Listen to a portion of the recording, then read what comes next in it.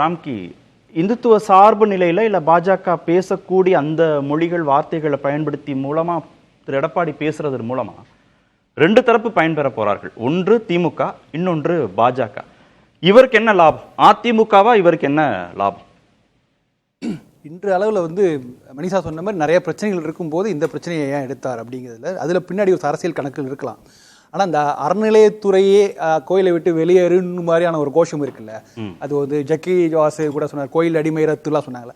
So அந்த புள்ளியை நோக்கி இன்னும் இது வரைக்கும் அவர் நகரலை, இப்போதைக்கு நகரலை. ஆனால் எப்போதும் நகர மாட்டாங்க நமக்கு. ஏன்னா ஒரு அதிகாரத்தில் உள்ள அதிமுக போன்ற அதிகாரத்தில் உள்ளவர்கள் அறநிலையத்துறையை விட்டு கொடுக்க மாட்டாங்க. ஏன்னா அது ஒரு களத்தில் ஒரு பெரிய அதிக பவர்ஃபுல்லான ஒரு விஷயம். அது அங்கே அது அந்த இடத்துல கோயில் வசமே ஒப்படைத்தால் அது களத்தில் பெரிய பிரச்சனைகள் வரும். அந்த கான்ஃப்ளிக்டை நீங்கள் எதிர்கொள்ள முடியாது எந்த கட்சியாலும்.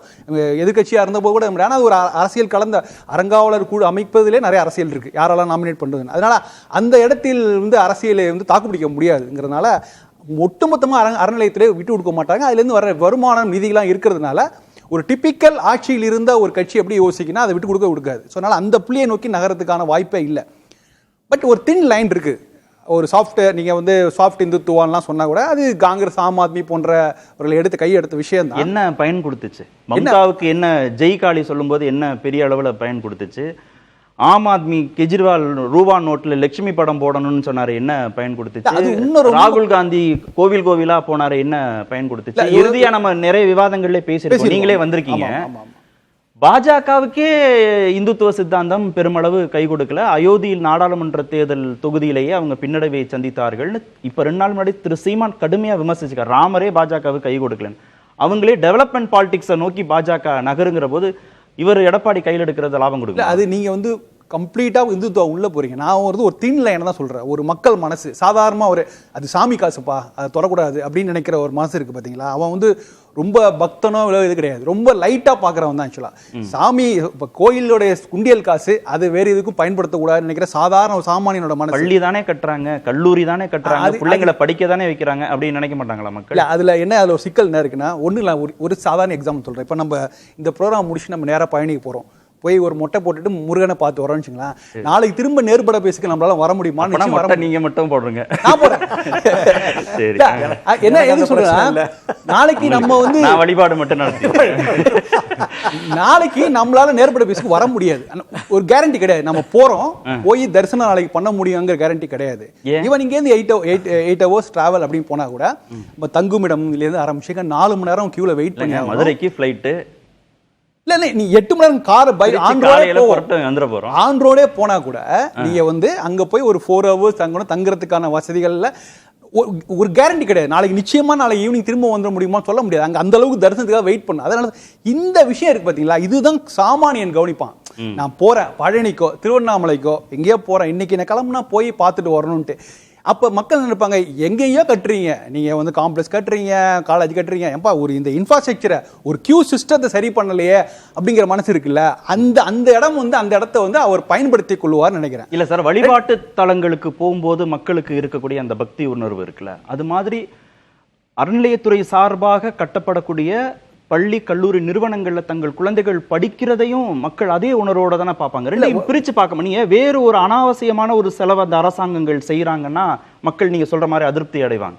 தங்குமிடுதி இல்ல, போக்குவரத்து சிக்கல் இருக்கு, போயிட்டு வர்றதுக்கு அவங்களுக்கு வீச்சு இல்லை, இந்த மாதிரியான நெருக்கடிகள்ல இருக்கக்கூடிய பிரச்சனைகள் புரிந்து கொள்ள முடியுது.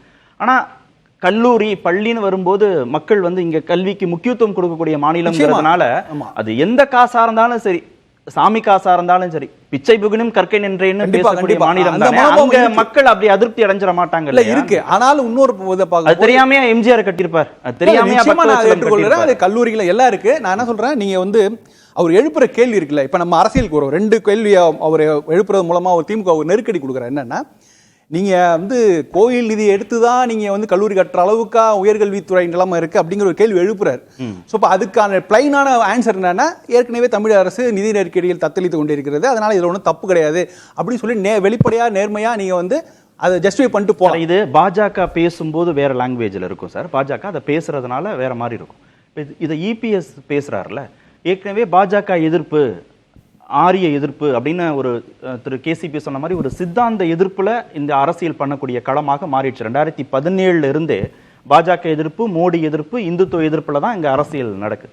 அப்ப அதோட கூட்டணியில் இருக்கிற போது பாஜகவை எதிர்க்க முடியாத நிலை தான் திரு எடப்பாடி பழனிசாமி. நிச்சயமா அவருக்கு வந்து சார்பு நிலையில பேசாம தவிர்க்கிறது அவருக்கு பலன் தருமா? இல்ல, நிச்சயமா பேசுறது டேமேஜ் ஆகும்னு திரு மணி சார் நிச்சயமா டேமேஜ் ஆகும். நான் சொல்ல, இது ஒரு ரிஸ்க் கால்குலேஷன் இருக்கு. அதே நேரத்தில் நெருக்கடியை கொடுக்கிறார். எப்படி கொடுக்கிறாங்க திமுகவுக்கு? இந்த மாதிரி நீங்க வந்து உயர்கல்வித்துறை நிதியா செலவு பண்ண முடியாத நிலைமையில தமிழ்நாட்டு அரசு நிதி நெருக்கடி இருக்குன்னு ஒரு விஷயம் சொல்ல. அதாவது நீங்க வந்து பல விஷயங்களை வந்து இல்ல ராம்கி சார் சொல்றது ஒரு முக்கியமான பாயிண்ட். திமுகவுக்கு நெருக்கடியை கொடுக்கிறாரு இதன் மூலமாக அப்படின்னு அது முக்கியமான புள்ளி. அவர் ராம்கி சொல்றதுல ஒரு நுட்பமான பாயிண்ட் இருக்கு. நான் அதை மறுதளிக்க விரும்பல. அதாவது வந்து இப்ப இவர் பேசுற பேச்சுக்கள் விதைகள். இது வந்து 26ல இவங்களுக்கு பலன் அளிக்காம போலாம்.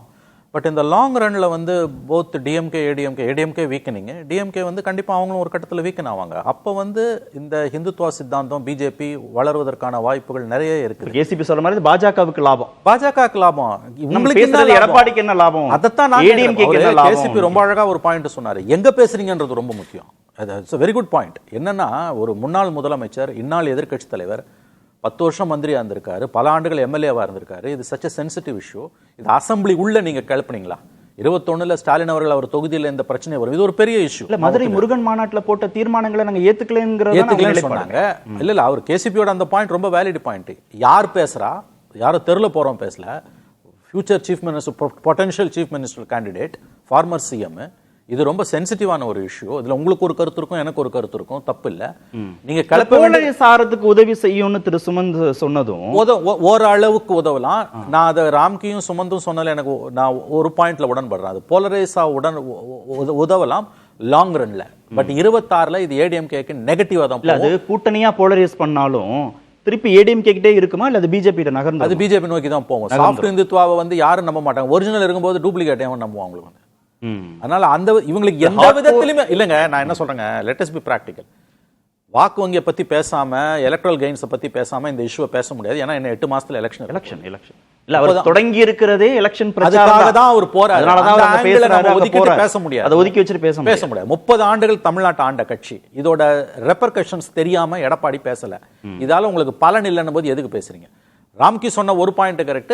இது போலரைஸ் பண்ண உதவலாம்.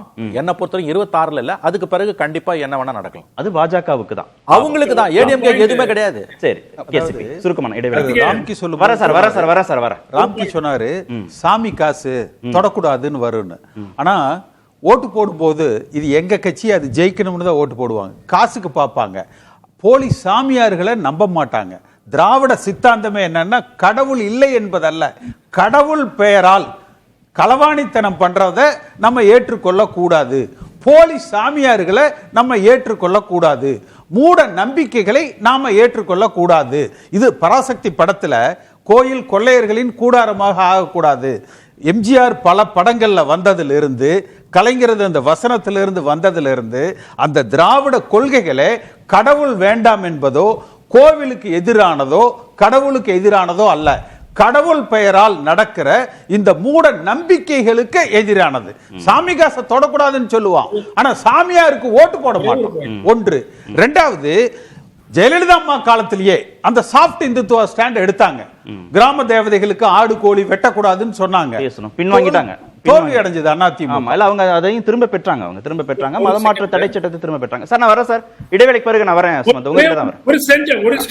ஒரு சென்டென்ஸ். எடப்பாடி அவர்கள் சொல்லாத விஷயம் மக்கள் மனதில் நிச்சயமா ஒரு கேள்வி இருக்கு. அதாவது கோவில்களை சொத்தை மட்டும் எடுத்துக்கிட்டு கல்லூரி கட்டலாம், இதே மாதிரி முடிவு அரசாங்கம் தன்னிச்சையாக வேறு எந்த மதத்தினுடைய சொத்தையும் கை வைத்து கட்ட முடியுமா? முடியாது. அந்த பாயிண்ட் மக்கள் சிந்திப்பாங்க இல்ல. அவங்க மதராச பள்ளிகள் நடத்துறாங்க, அவங்க நிர்வாகம் அவங்க யார் நடத்துறது? இருங்க ஒரு நிமிஷம், இல்ல சார், இடைவேளை திருப்பி சொல்லுங்க. நீங்க you tried something fast. இல்ல சார், அவங்க இல்ல சார், இந்து சமய அறநிலையத்துறை அவங்க கம்யூனிட்டி, இங்கேயும் கோவில்கள் கல்லூரிகள் திறக்க கூடாது. அரசாங்க தரப்புல அது அவங்க விளக்கம் கொடுத்துட்டாங்க. அரசாங்கம் வேறு யாருடைய பணத்தையோ வைத்துக் கொண்டு செய்ய முடியாதுங்கிறது தான் பாயிண்டே தவிர இல்ல இந்து சமய அறநிலையத்துறை என்று யாருமே கூறவில்லை. இல்ல சார், இந்து சமய அறநிலையத்துறைக்கு அந்த காசு சொந்தம் கிடையாது சார். இல்ல இத்தனை ஆண்டுகளா பண்ணிட்டு இருக்கிறது தானே அவங்க பண்ணிட்டு இருக்காங்க. இத்தனை ஆண்டுகளா பக்தவச்சலம் எம்ஜிஆர் காலத்துல இருந்து பண்ணிட்டு இருக்கத ஒரு நிமிஷம். இப்ப ஏன் அவர் ஒரு நிமிஷம். விமர்சிக்கிறாருங்கிறதான அந்த கேள்வி. மாதிரி சொல்லக்கூடாது. அந்த மாதிரி திருப்பியும் திசை திருப்பறதுக்கு தான் இது முயற்சி. 1963 1964 சுத்தமா தமிழ்நாட்டிலேயே கல்லூரி இல்ல நீங்க இல்ல கரெக்ட் சார். நம்ம கொஞ்சம் இல்ல நம்ம விவாதம் இல்ல நீங்க விவாதத்தை அதுக்குள்ளே நிறுத்த பாக்குறீங்க. நம்ம கொஞ்சம் பாலிடிக்ஸ் பேசுவோம். இடைவேளை பிறகு நான் வரேன். இடைவேளை பிறகு நேர்பட பேசுவோம்.